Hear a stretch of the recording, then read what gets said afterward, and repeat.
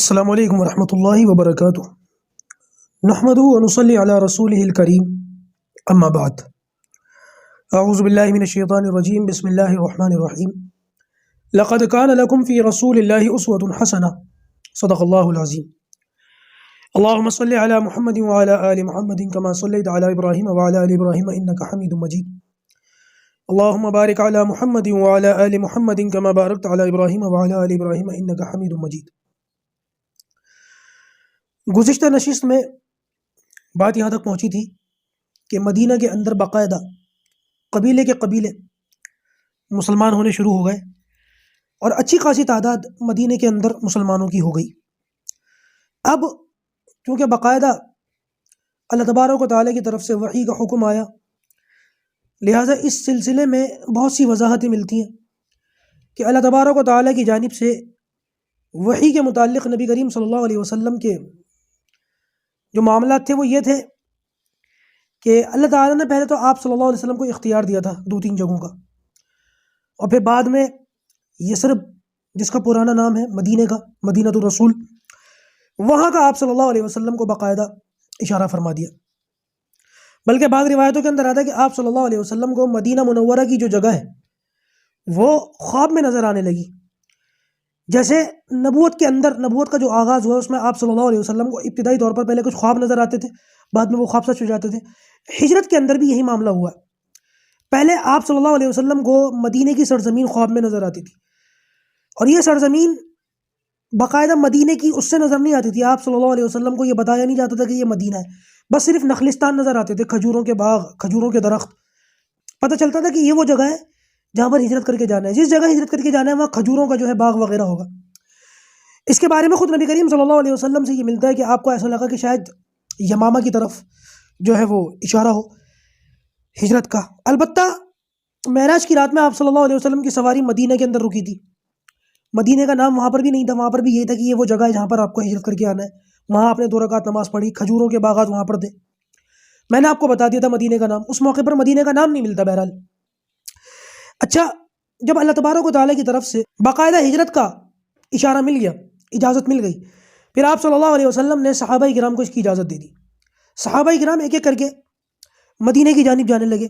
چند ایک کا تذکرہ ملتا ہے کہ جو ہجرت کر کے مدینہ منورہ جا رہے تھے ان کے ساتھ کیا کیا معاملات ہوئے۔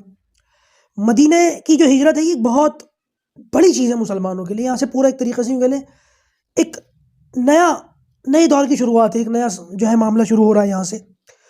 مدینہ وہ جگہ ہے جہاں پر پہنچنے کے بعد اللہ تعالیٰ کی طرف سے نبی کریم صلی اللہ علیہ وسلم پر یہ آیت نازل ہوئی ہے، الیوم اکملت لکم دینکم واتممت علیکم نعمتی ورضیت لکم الاسلام دینا۔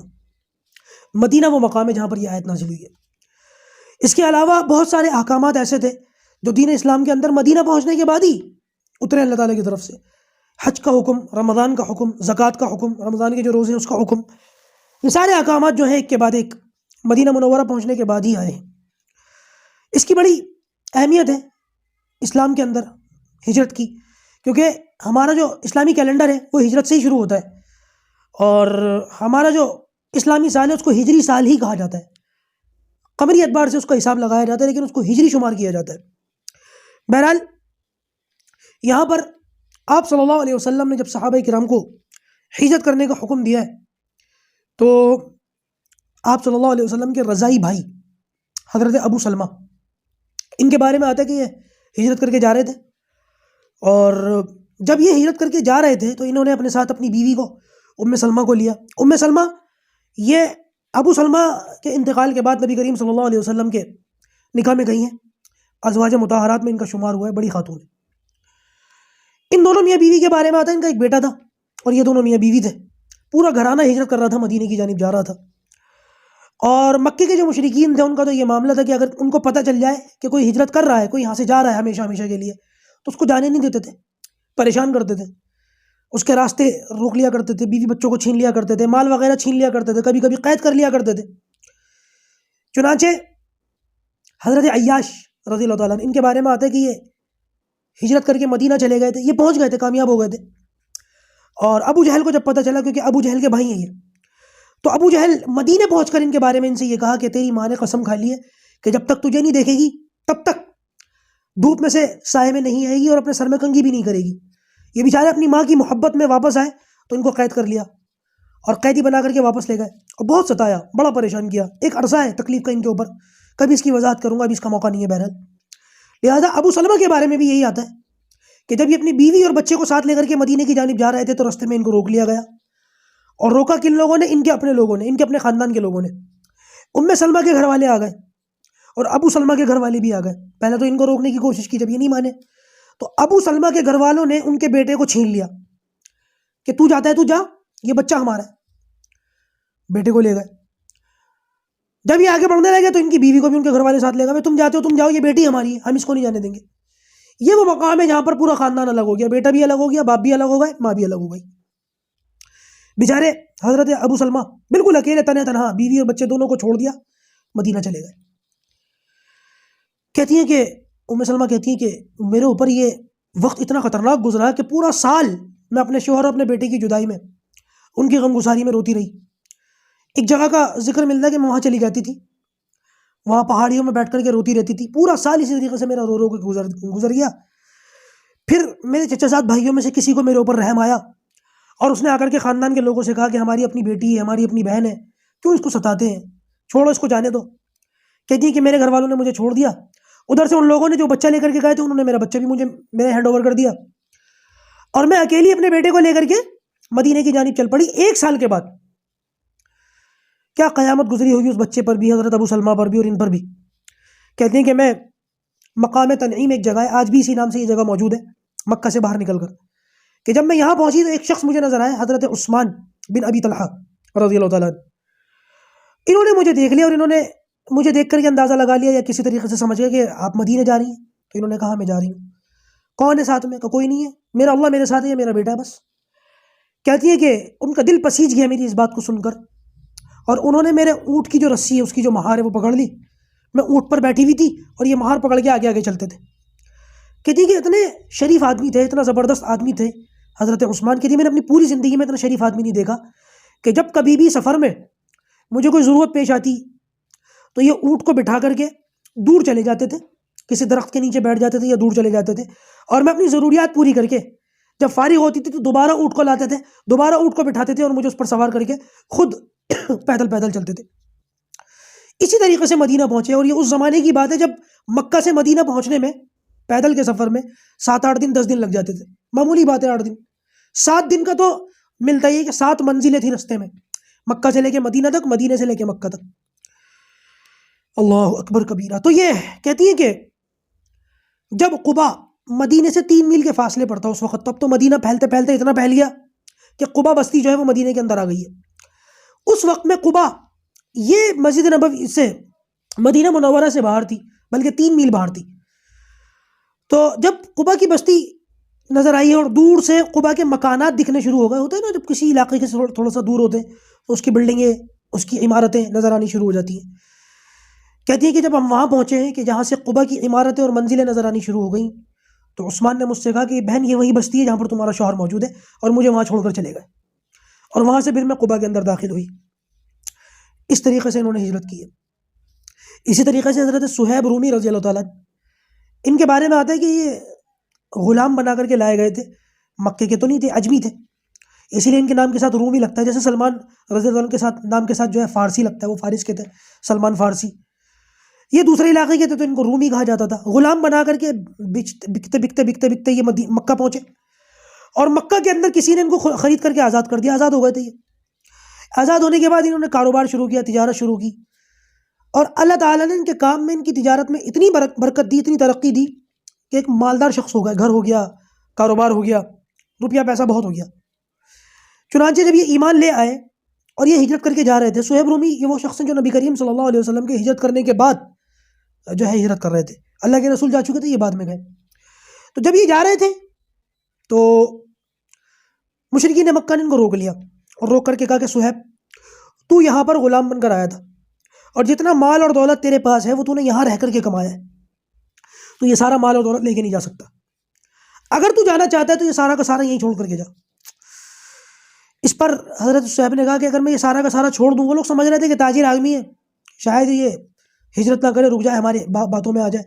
بہرحال نبی کریم صلی اللہ علیہ وسلم کے جانثار صحابہ تھے، ان میں سے ایک تھے، صحابہ میں سے صحابی رسول تھے. تو بجائے اس کے کہ ان لوگوں کے بہکاوے میں آتے، انہوں نے کہا جو کچھ بھی تم رکھ لو، میں جا رہا ہوں. اس پر نبی کریم صلی اللہ علیہ وسلم اتنے خوش ہوئے حضرت صہیب کے بارے میں سن کر. آپ نے فرمایا کہ بہت بہترین تجارت کی صہیب نے. بہرحال ایک کے بعد ایک صحابہ کرام کا مدینے کی جانب جو ہے وہ تانتا لگ گیا لوگوں کا ہجرت کا، اور 4 5 6 10 اونٹوں پر سوار ہو کر، گھوڑوں پر سوار ہو کر پیدل لوگ نکل جاتے تھے اور اپنے گھروں میں تالے ڈال جاتے تھے.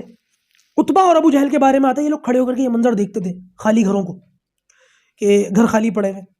تو عتبہ کا ایک پورا جملہ ہے سیرت کی کتابوں کے اندر. عتبہ نے کہا کہ کوئی گھر کتنا بھی سلامت رہے، کتنا بھی ہنستا مسکراتا رہے، ایک دن ایسا ہوتا ہے کہ وہاں پر جو ہے وہ ویرانیاں آ جاتی ہیں اور ہواؤں کی سنسناہٹ کے سوا وہاں کچھ نہیں ہوتا.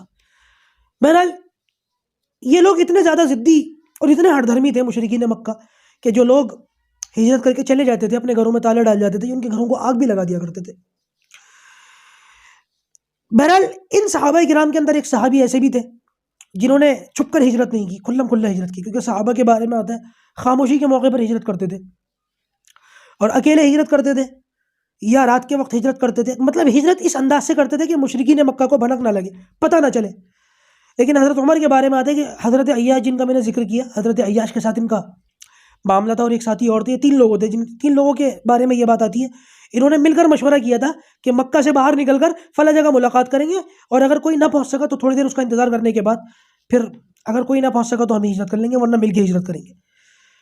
حضرت علی رضی اللہ عنہ فرماتے ہیں کہ میں نے حضرت عمر کو جو ہے بڑا زبردست دلیر پایا، بہادر اور شجاع آدمی، کہ جب انہوں نے ہجرت کی تلوار اپنے کندھے پر لٹکائی اور ایک ہاتھ میں تیر لیے اور ان تیروں کو پیچھے ترکش کے اندر رکھا، کمان لٹکائی اور نیزہ بھی ہاتھ میں لیا. ایک ہاتھ میں نیزہ ہے، ایک ہاتھ میں تلوار ہے، اور ترکش کے اندر تیر رکھے ہوئے اور کندھے کے اندر جو ہے وہ کمان لٹکی ہوئی ہے.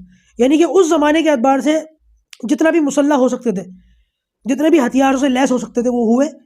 اور وہ لوگ جو دار الندوہ کے اندر بیٹھے تھے مشرکین مکہ، ان کے پاس گئے، طواف کیا بیت اللہ کا، اور طواف کرنے کے بعد ان لوگوں کو بالکل ایک جوشیلے انداز کے اندر للکار کر کے کہا کہ میں خطاب کا بیٹا مدینہ جا رہا ہوں، ہجرت کر رہا ہوں. تم میں سے اگر کوئی یہ چاہتا ہو کہ اس کے بچے یتیم ہو جائیں، اس کی بیوی بیوہ ہو جائے اور اس کی ماں اس کو روئے، اس کو چاہیے کہ وہ میرا راستہ روک لے، میں جا رہا ہوں.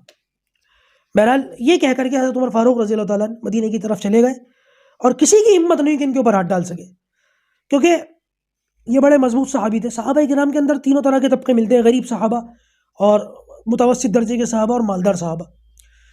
تو بعض صحابہ مالدار بھی ہوتے تھے، ان کے خاندان بھی، ان کے حسب نسب بھی اچھے ہوتے تھے، تو لہٰذا ہر کسی کی ہمت نہیں ہوتی تھی ان پر ہاتھ ڈالنے کی. یہی معاملہ حضرت عمر کا بھی تھا، یہ بھی ہجرت کر کے چلے گئے. بہرحال مکہ خالی ہو گیا صحابہ کرام سے، کچھ لوگ بچے تھے، لیکن جو قابل ذکر ہستی ہیں ان میں صرف 3 لوگ تھے جو مکہ کے اندر رہ گئے تھے. نبی کریم صلی اللہ علیہ وسلم، ابو بکر صدیق رضی اللہ تعالیٰ اور حضرت علی کرم اللہ وجہ، صرف یہ 3 لوگ بچے تھے. یہاں پہنچ کر کے مشرکین مکہ نے ایک فیصلہ کن وار کرنے کی کوشش کی کہ اگر یہ سب لوگ چلے گا اور نبی کریم صلی اللہ علیہ وسلم بھی یہاں سے جانے میں کامیاب ہو گئے تو مدینہ کے اندر مسلمان اتنی بڑی طاقت بن کے پھر ہمارے سامنے آئیں گے کہ ان کا روکنا ناممکن ہو جائے گا. لہذا بہتر یہی ہے کہ معاذ اللہ نبی کریم صلی اللہ علیہ وسلم کو ان کے انجام تک پہنچا دیا جائے، قتل کر دیا جائے. اور قتل کرنے کی جو ترتیب تھی وہ شیطان نے ان کو سکھائی اور سجائی تھی. بہرحال اس حوالے سے جتنی بھی وضاحت ہے اور جتنی بھی گفتگو ہے وہ میں اگلی نشست کے اندر کروں گا. بہت اہم واقعات ہیں اور بہت زبردست معاملات چل رہے ہیں، اور نبی کریم صلی اللہ علیہ وسلم کا مکے سے نکلنا اور پھر غار کے اندر چھپنا اور پھر رستے کے اندر سراقہ بن مالک اور کئی لوگوں کا ملاقات کرنا اور پھر باقاعدہ مدینے پہنچ کر سب سے پہلے جمعہ کا قیام اور وہاں پر آپ صلی اللہ علیہ وسلم کا خطاب، بہت زبردست چیزیں ہیں. انشاءاللہ ایک ایمان تازہ ہو جائے گا، ایک رونگٹے کھڑے ہو جائیں گے جب آپ سنیں گے ان چیزوں کو. اللہ تبارک و تعالیٰ جو کہا جا رہا ہے، سنا جا رہا ہے، ہمیں ان باتوں پر عمل کرنے کی توفیق عطا فرمائے. السلام علیکم ورحمۃ اللہ وبرکاتہ.